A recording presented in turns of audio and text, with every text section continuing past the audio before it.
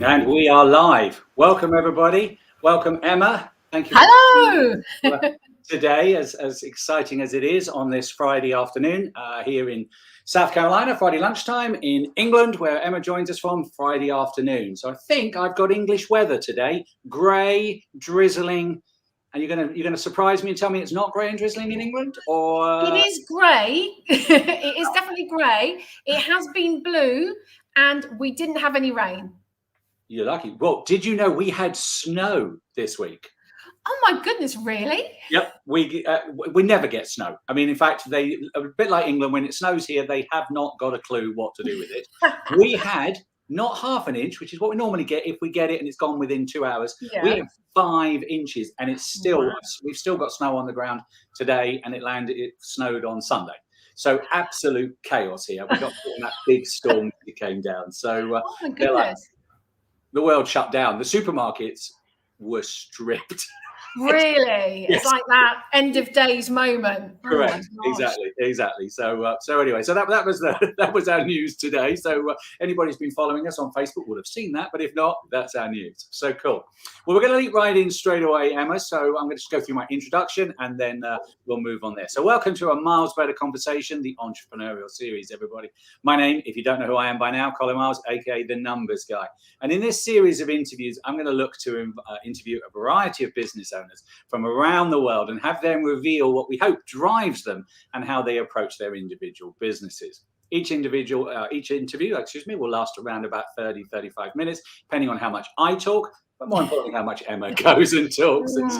Yeah, we've been known to talk a long time, haven't we, Emma? We've known each other a while. So the idea behind the series is I'm making it my mission in 2022 to help as many small business owners grow, scale, and profit faster by sharing other entrepreneurial experiences and thoughts, because it's quite lonely out there. And my view was that if I could share some experience, people will realize that most experiences have happened before as we go through. So together, as a group, we can help you overcome the fear of success and take that action today rather than someday. So today I'm really excited to welcome emmacole from Quench UK and EC Growth Coaching. So a double whammy today for you guys. Yay. So as I say, Emma runs 2 businesses as well as being a Miles Better client, which is fantastic. So welcome. Thank you. Oh, okay, it's a great having you. But before we start, I'm going to give you let you give us your 5-minute elevator pitch on all things Emma. Cool. Oh my gosh, only 5 minutes. I didn't tell you about that one, did I? No, you didn't. That was really mean. So in terms of all things Emma, so my elevated pitch, I'll stick just to one business, is going to be EC Coaching, which is a life and business coaching business. And for me, it's about the health of your mind and body and that of your business. And I'm there to help and guide and support you through that. As Colin is there to help you with the numbers, I'm there to help you make sense of not just the numbers, but all the other parts that go with it, like building a profitable business, about business planning, about marketing, about people, about progress, about knowing what the end of your business looks and feels like for you, and knowing when you get there and how to make it as much fun as possible, because if it's your business, it's not just your business, it's your life. So hopefully you can enjoy it. Very cool. Yeah. Ooh, there we go. Very good. And the doors open. Very good. Yes. No. No, you're right. I mean, I think you've already hit a nail that I'm sure will come out through the themes. It's your life. I mean, if you've gone from being a PAYE employee or a W-2 employee in the US to running your own business, it is all about you. And you've got to enjoy life, because if you don't enjoy what you do, change it. And I know you've changed your career a couple of times because of that. So I'm sure we'll explore that a little bit more. So thank you for that. So we're going to leap on into what I refer to as the Miles Better 10. Guess what? There are 10 questions, Emma. Yes, I know. Highly scientific here. So my first question to you is, I believe that small business owners are a little bit like superheroes, all right? And so it's often that they have what I refer to as the origin story. What's yours, and how did this allow you to take the leap and become an entrepreneur? Cool. So I suppose my story starts about 30 years ago when I first got into retail and all things retail related. So back in my murky youth, I started out as a Saturday girl in the local newsagents. Wow. exciting, where I discovered my love of organising paper rounds and sweets. So this is my early sort of introduction into management of people and resources. I then went on and I worked for a department store group called Alders, which is where I met you, Colin, when I was part of the Alders family. And we met when we were both group directors at Oxford Summer School. Correct. Long time ago. Do you know what? I don't even say the number. It's quite large, and we both look too young for that number to be that big. Exactly. I think we must have been in high school when we went there. Definitely. In my head, maybe, but that's about it. We met there. I did a number of roles with Alders, loved my time there, and ultimately ended up being a store manager for them at the Alders of Oxford Street, which was a fabulous accolade to have. I then, as you said, I've done a number of roles elsewhere. So I skipped off into doing some work with the likes of Selfridges, Cancer Research UK and PDSA, where I was area managers of up to businesses in excess of 90 million when I worked for Selfridges, so some really big businesses, and then more base level with the charities. I'd also been a store manager for B&Q and for Argos, and I'd done an HR business role with Argos as well. So a really broad spectrum of experiences from people and resources and retail. I then one day was having a conversation with my husband, and he said to me, do you know what we could really do with somebody in our business with retail experience? And I was like, hello. And that's how it all started. I came in to help David kind of bring the business up, and this was Quench Cycles and improve the retail offer. And that was my first foray into being an entrepreneur. And in a very short time, I realized how very different it was to being an employee. So I think day one, week one, I discovered that I was the IT department, I was the customer service department, and I was the marketing, team all in one go. So that's how I fell into it, and I haven't looked back. I love the challenge that being an entrepreneur gives you every single day of your life. Cool. So a nice wide varied background, which I think, I'm sure we'll explore a little bit more as we go through your coaching concepts as to how that will actually help your clients and understand your background. So thank you for that. Appreciate that. So a little bit of a journey I saw there, that up through career and then moving in. So my next question really is the challenges for you. Now, I know you're in two businesses, so I don't mind which one you got the challenge on, or both. What's your biggest challenge you have right now in your business, and how are you going to overcome this? So I suppose. So I think you're right. So I've got two quite different businesses. So challenge one is in Quench Cycles, which is a business which relies on parts and components from around the world. Right. So anybody out there who runs any sort of retail business or manufacturing business that's reliant on parts being shipped from around the world will be feeling the same level of pain that I am at this moment in that business, where I might get it, I might not. I don't know when I'm going to get it, but it might be on its way. So that is a joy to behold, and is frustrating on so many levels. So to deal with that part is really about good communication skills. So it's about talking to our customers. It's about telling them what's going on, as frustrating as it may well be. Nothing is more frustrating than not knowing. So keeping them well informed, keeping them abreast of everything I know when I know it, and that kind of keeps that ticking over and being more of an irritation than a challenge, which is probably about as good as it's going to be. Yeah, no, I understand. So then that's on one side. And then, as you said, I've started my own second business, because why have one when you could have two? Exactly. We've got spare time, we're sitting around drinking. Well, actually, we are drinking coffee. So look, shameless plug. Yay. Yeah. All right, guys, go buy shares. She's spending lots of money. Exactly. Look at the size of that cup. That is a mega cup of coffee, isn't it? So setting up a new business in a pandemic, post-pandemic world is a challenge to really get your teeth into. So with EC coaching, It's a business and life coaching operation. I'm a founding franchisee of UK Growth Coach, which is fabulous. So small plug for UK Growth Coach out there. And I think for me, the biggest challenge is building that business from absolute grassroots to the work you and I are doing together, Colin, in terms of, baseline accounts putting together, VAT, all of that good, exciting, groovy stuff that keeps you going. And I'm really glad that you love, because it's not my favorite, to then building a business. So working with the team at UK Growth, networking, formulating my business plan, my marketing strategies, and all of those things that are absolutely key to landing clients and elevating my business from sort of ground level up.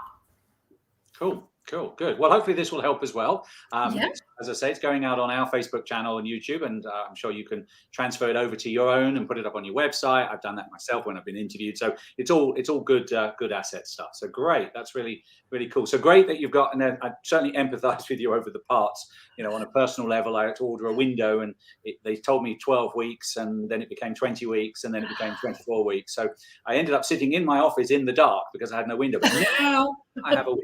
So I'm illuminated. Wow. So yes, I hear your pain just from my own personal perspective as well. So cool. So question number 3 is how do you continue to learn in order to stay on top of your game within your role and industry? And again, with the ever-changing world, and as an entrepreneur, it's very easy for us just to go, well, we think we know everything, and not invest in ourselves. So certainly that's one of the tips I put out there. So how do you approach that? Absolutely, Colin. I totally get what you're saying. It is about investing in yourself and trying to make time to do that daily if possible, weekly if you can't do that. So for me, I've just completed a CPD course in life coaching. I've done several things involving CPD courses for nutrition. I've been awarded a health champion role, which focuses on mental health, addiction, healthy eating, etc. So it is about getting out there and learning. I love a good podcast. I love social media, and I love listening to people and life experiences. But one of the things I enjoy most of all is actually reading. I'm one of those people. I love my Kindle. I like my phone for reading, but I do like a good old-fashioned book as well, because it's very satisfying to have pages to turn and write on and all those sorts of things. So I love reading, and for me, it's that keeps me driving forward. So listening and learning from people's life's experience. And a shameless plug for a book that's not mine, but one I'm loving at the moment, and I would totally recommend to everybody out there, is Mel Robbins' High Five Habit. I don't know if you've read it yourself. I haven't, no, but I'll look out for it. Yeah, absolutely brilliant. So it's all about, Mel is a life coach. She has a really interesting story. She's from New York, and her life has not been easy, but she's found a way of coping with that and sharing her coping mechanisms, how daily affirmations and belief in yourself, what that can do in terms of deliver success for herself and her family. So a great read, high energy, very funny, very engaging, insightful stuff. Cool. I mean, that links very nicely back almost to my first question, which was about, your origin story and your hero. You said, she's got a very interesting story. And I think, entrepreneurs, one of the tips I sort of want to try and get across here is that entrepreneurs need to have that story. You need to craft it. It's going to be there in your background, and you don't often know why. It's often like when somebody says, "Why did you do your job?" And they're like, "Well, I don't really know." Well, there will be a reason. So, I think, having that origin story as to how you've ended up where you are, certainly it will help again with your clients and help, other entrepreneurs, I think, understand from themselves what they're doing. So that's key. So good. Interesting that you've mentioned a book as well. So cool. So knowing what you know now about running your business, we'll focus on Quench for the moment because you've been in Quench a while now. Yeah. Knowing what you know now about running your business, is there anything you would do differently from when you started out? Other than possibly, let's start with the obvious, probably some really quality accountants. First one. Shameless plug, Colin. Very good plug. Thank you. I wasn't involved at the beginning. That's why there's a good plug there. Exactly. So I think hindsight is a wonderful science to use. So for me, I mean, particularly with Quench, it would have been about starting with the end in mind, because obviously David started the business and I joined it, and there was a kind of plan, but we didn't really know what or when or how we were going to do all those things. And certainly we didn't have an end game. So we didn't know what it was going to look like as and when, or if and when we want to finish it. Right. So having a plan, definitely. And then systems and processes, which I used to think back in my murky youth were the really boring, non-essential parts of business that were just yawn factor and somebody else would deal with. And it makes all the difference to your state of mind, to the state of your business by having them. So trying to get those nailed as early as possible makes a massive difference, rather than trying to run a business and put together a process to manage your business at the same time. Right. Undoubtedly, some of that has to happen, but trying to start off with a bit more structure, I think, would have made it so much easier. Yeah.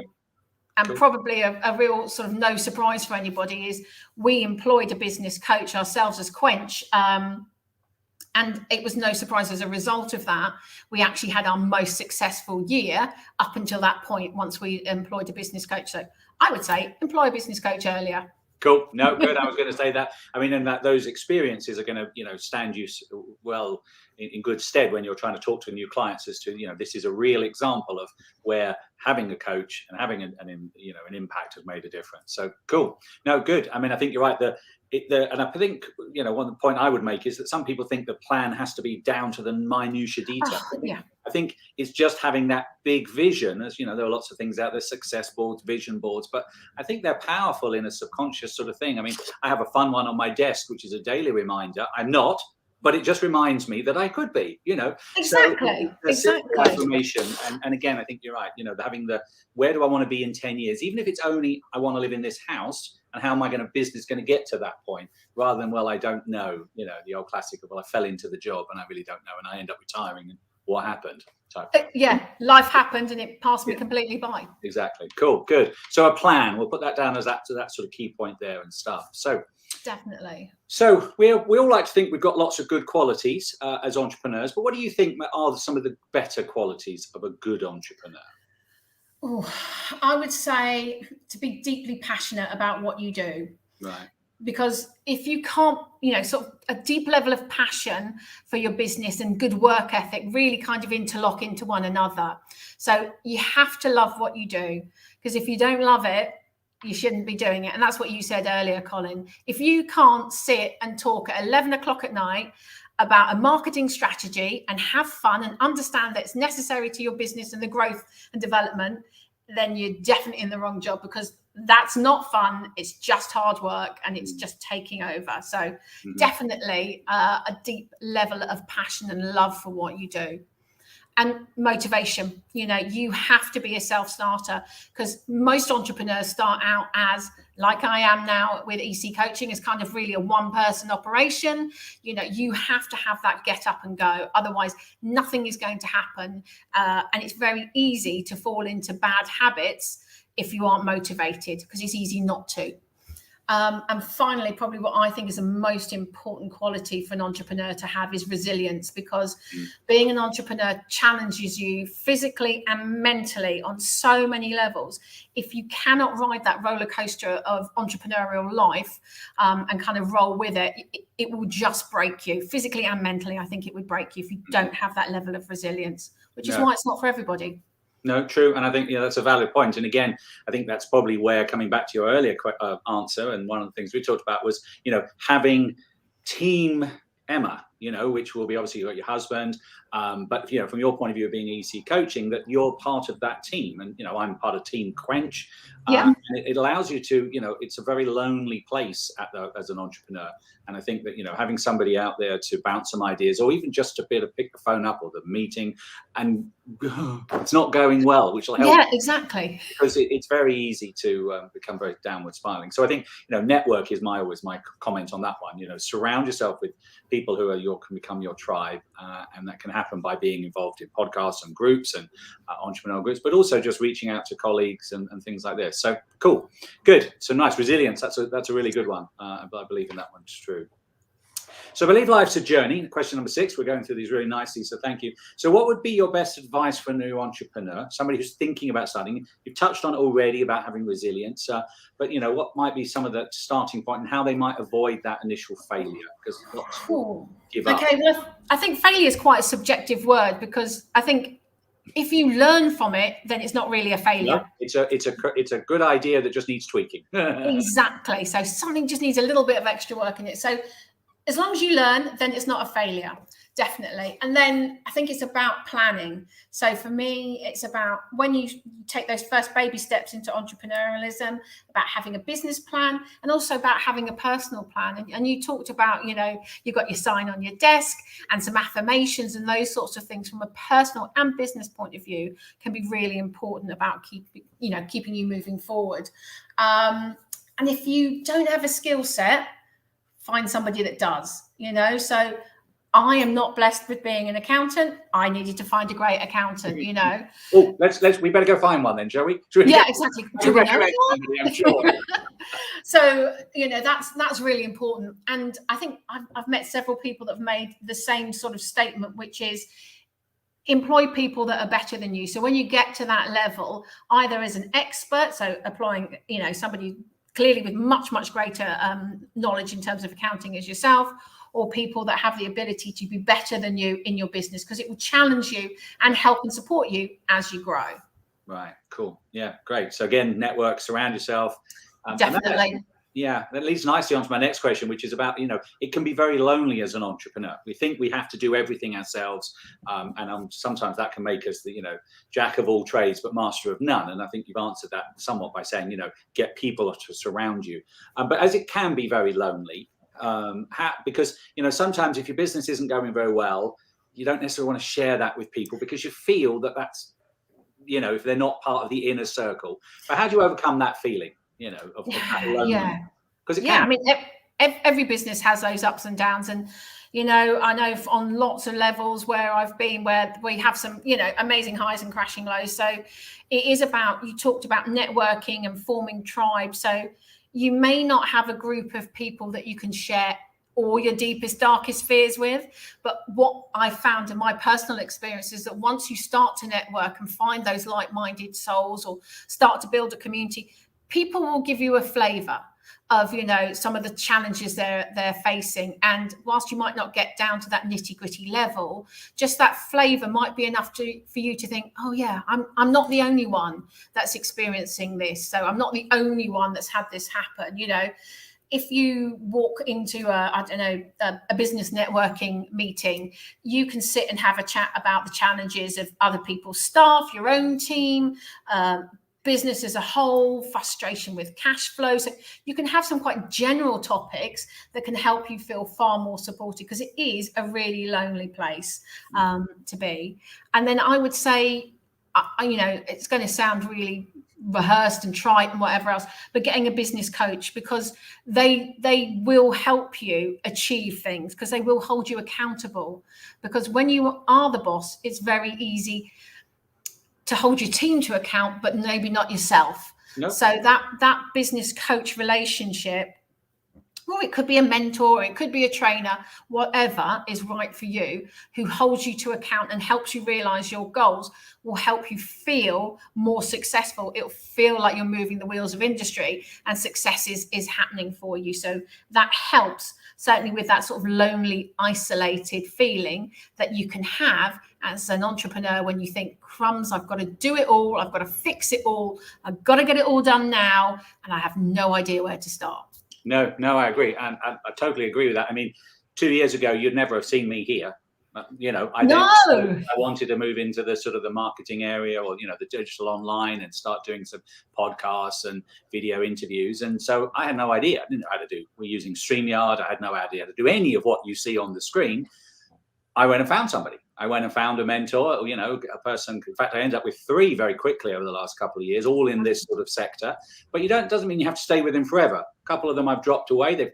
We've done what we wanted with each other, and it was time to cut the reins and do it myself, as they say. So you can never too young to learn, as they say. So no, cool, exactly, good ideas. I like it.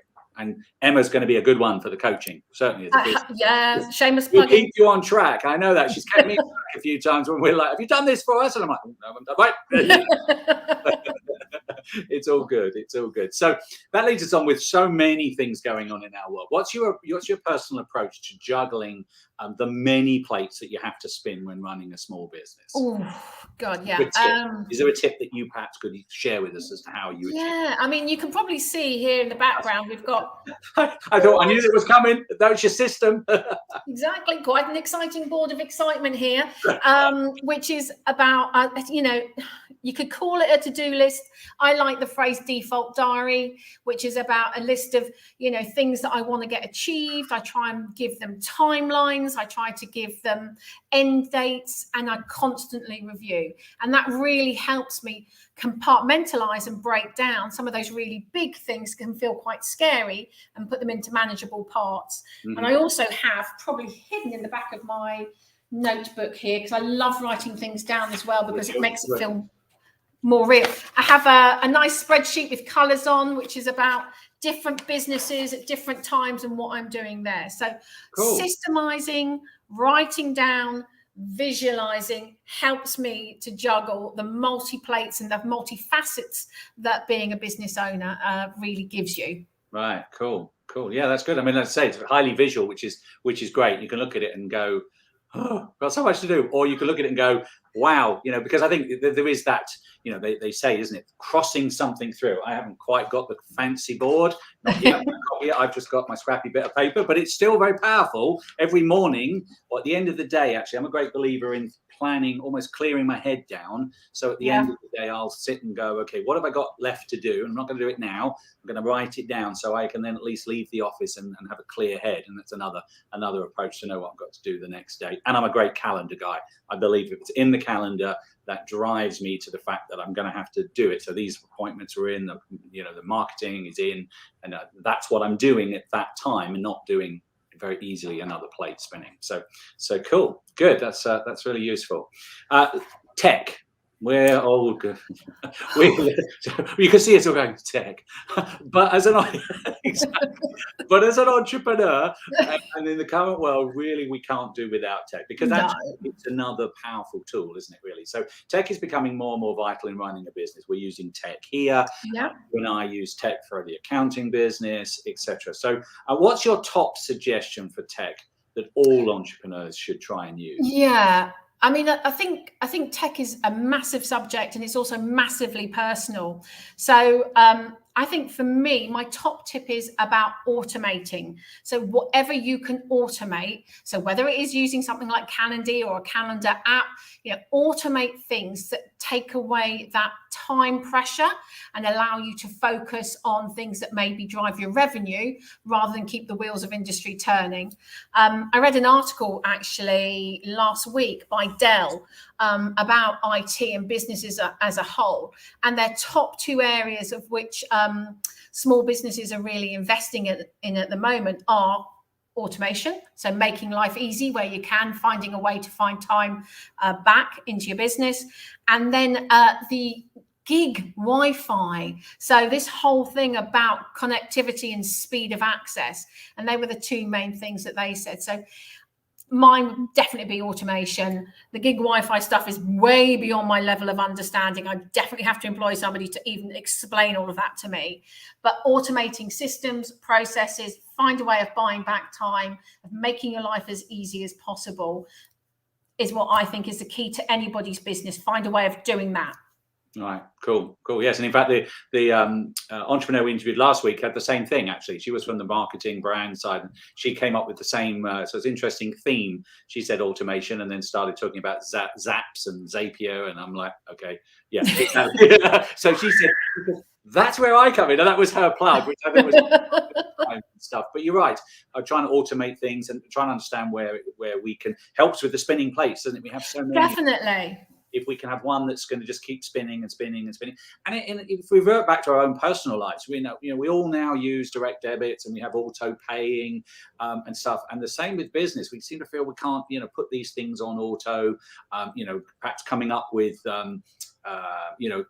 things in, for example, payroll, try and get people onto salaries rather than onto hourly rates, which is difficult in a business that flexes. And I know that's a conversation you and I have always been having, and where you have to flex up. But those things, and getting an automated payroll. And I know we use a payroll provider, so that helps in automation, isn't it? Somebody's looking after that, somebody's processing it, and things like that. So it can just be something small, really, like offloading it to a virtual assistant, or your outsourced bookkeeping, or those type of things, which again, that's where I then jump in and go, well, we can do this for you, we can do that for you, and we find a middle ground, don't we? So automation doesn't necessarily mean technology. It means actually perhaps just giving it to somebody else, but not abdicating. I think it's the delegation factor. Yes. And that's just the modern version of delegating to somebody else. It's called a robot now. maybe, but yeah, definitely believe it's the answer to making life as simple as possible on all sorts of levels is I think the key for me and for most business people, is take away the complicated stuff, give it to somebody else or something else to manage for you. Cool. And we're on to the very last question. So thank you so much for your time before we move into the wrap up. So the final question is our fun question. And it's really, what's your favorite movie and why? Oh God, I'm a sucker for a great movie. I love watching all sorts of things, from sci-fi to period drama to rom-com to comedy to horror, the whole gamut. So I have a really massive sort of love for that whole experience that the movies give me. But I suppose at heart, I'm really an 80s girl. So my teenage years were in the 80s. I know I don't look that old.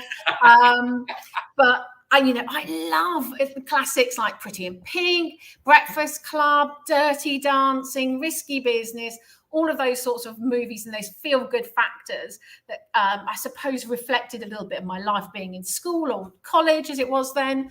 But my all-time favourite, and I had to think about this when you said that question, I'm like, it's going to have to be Ferris Bueller's Day Off. Yes, and the catchphrase, which we can't say on public because we would probably get FCC thing. What the? Yeah. Just got to say.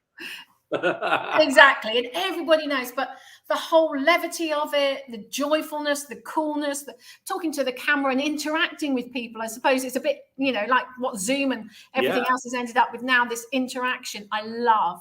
And I love some of the less contentious quotes about the question is not, what are we going to do? The question is, what aren't we going to do? Because I love that about challenge life, do everything, give it a go, try it once, twice, maybe to make sure. So, really see and grab hold of that great life feeling. And about life moves pretty fast. If you don't stop once in a while, it might just pass you by, because all too easily being an entrepreneur or business owner or anybody that's at a level in a business, it's really easy to get so engrossed with what you're doing, to stop thinking about that time where you need to take that step back and kind of enjoy where you are, enjoy the moment, and be in the moment rather than thinking about my next meeting or who are, picking up the kids from school or whatever else. So I love that movie for me really resonates with the importance of life on lots of levels. Fantastic. And and that you can see that how that perhaps has guided your life as well a little bit. Now we close it out with that, the ups and downs and where you're going now into becoming more of a life business coach, and how that you can bring that to your clients. So that's fantastic. So I really want to thank you, Emma, for taking the time today to share your thoughts, ideas and tips on life, business coaching, etc. Your journey to how you started your various businesses now and what drives you were really powerful, and hopefully we'll give some of the listeners some insights and tips. That is the aim of these series, really, to be lighthearted, but also to allow small entrepreneurs out there to take some of these tips and truly scale, grow and profit their businesses faster. But I'd love to give you obviously a moment to plug yourself. If the listeners want to go to find out some more, we've been having some stuff going across the bottom. Yeah, I noticed. Thank you. For you. Do you have is there any free bits? Is there any ebooks or a book that they can buy? Yeah, I mean, so first of all, as I talked about my love for paperback, there is a great paperback book that has been written by Tim Ryler, who is the founder of UK Growth Coach and my cohort in all of this. And it's called The Missing Business Instructions. And it's about helping you traverse your way through business. It's not a massive, hang on, we're going to find the right angle from here. Oh, no, not too thick. No, exactly. It's 150 pages long. So it's not biblical proportions, but there's some real wise words of wisdom in there to share. It also helps understand about my business coaching business in itself and how we start that process and what that might look and like and feel like for you as well. So there's that. We will be having some seminars. So I'll have some dates coming up where people can come along and attend some workshops and seminars some will be free, some will be a small fee just to cover the cost of hiring venues, etc. If you want to email me, I can see on the bottom you've got some websites there, but my email address is emmacole@growthcoach.co.uk. So if you've got any questions about business coaching, life coaching, and maybe what we can do to help and support you, please feel free to reach out. I'm on Facebook, I'm on LinkedIn, and all other social media platforms. Please feel free to make contact. All right. Fantastic. I'll also put those links in the comments on YouTube and Facebook so that the people who are watching on the playbacks and all can just find them very easily. So that's cool. So once again, thank you so much, Emma, for your time. No, thank you, Colin. That's cool. So I do want to thank everybody also for listening to this episode of A Miles Better Conversation. We'd love to hear your thoughts and comments, as well as sharing this Miles Better Conversation on your social media. We'd love for you to check back soon. In the next couple of weeks, we should have some more episodes in this series. And if you would like to be in the hot seat, then please feel free to drop me a comment and we can arrange a time for you to be involved. As I mentioned right at the front, I'm also going to have a mercenary plug. I'm making it my mission to help as many entrepreneurs in 2022 grow their business. So I've got a free ebook. Again, where are we? There we go, which is called The Accounting Translator. It's a 42-page plain speaking guide to all things that you need to understand in business. And you can get that by visiting lethenumbersdecide.com, which is where I've got an online business course available for you to also have a look at as well. So lots of fun things for people to enjoy themselves. So my name's Colin Miles, aka The Numbers Guy, and this has been A Miles Better Conversation.